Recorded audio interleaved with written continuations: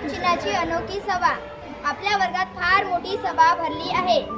पण ही साधीसुधी सभा नाही बरं का. या सभेत अशी मंडळी आली आहे जी स्वतः फार छोटी दिसते पण वाक्यात काम खूप मोठं असतं.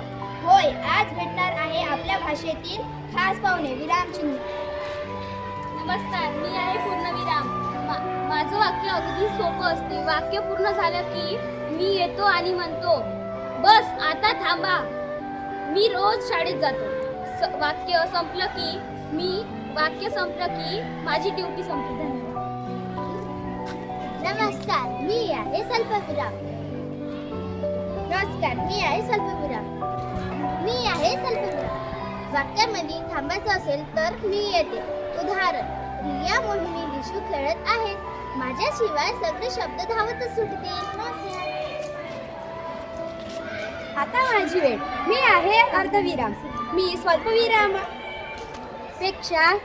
स्वल्पविरामापेक्षा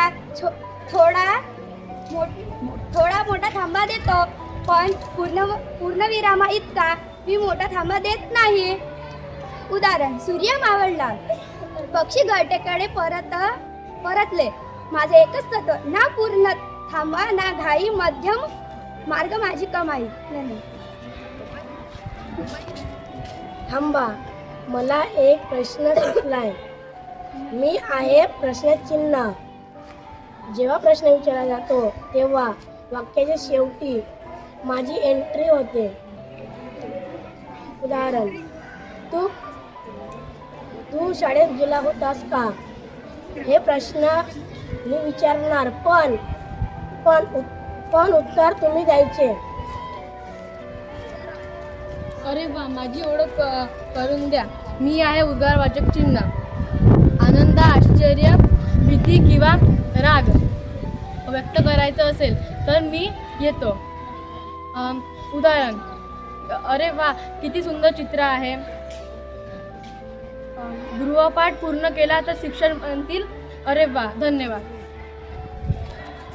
शांत शांत शांत. मी आहे अवतरण चिन्ह. एखाद्या व्यक्तीने नेमकं काय म्हटले आहे हे दर्शवण्याचे असते तेव्हा माझा उपयोग होतो. उदाहरणार्थ, शिक्षक म्हणाले, उद्याला तुम्ही सर्वांनी गृहपाठ करून आणा. म्हणजे कोणाचे वाक्य आहे ते मी दर्शवते. धन्यवाद. वा वा वा, सगळ्यांची ओळख झाली. पूर्णविराम वाक्य पूर्ण करतो. स्वल्पविराम थोडे थांबवतो. प्रश्नार्थ चिन्ह प्रश्न विचारतो. उद्गारवाचक चिन्ह भावना व्यक्त करतो. अवतरण चिन्ह कोणाचे शब्द आहे ते दाखवतो. अर्धविराम मध्यम स्वरूपात विराम देतो. धन्यवाद. विराम चिन्हे ओळखूया, वाक्य सुंदर लिहूया. धन्यवाद.